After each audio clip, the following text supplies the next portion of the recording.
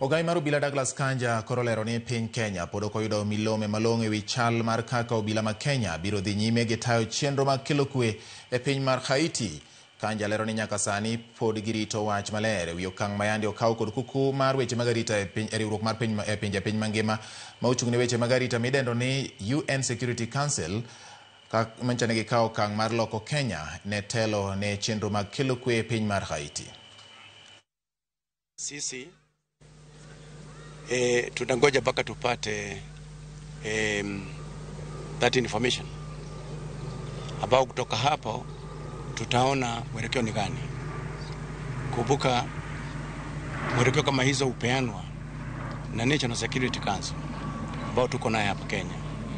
Kwa hivyo tugoje, tutapata mwongozo.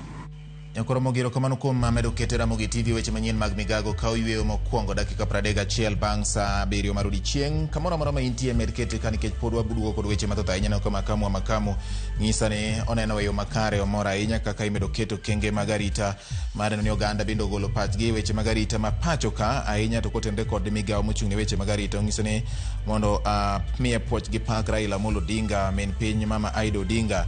Jatende PS Dr. Raymond Omolo wacho ni Allah imonegi mondo Nyasaye omed miyo gi ngima malach ahinya gimed kelo dongruok e gwenge mag Kaluo. Erokamano ahinya nyakwara mogina.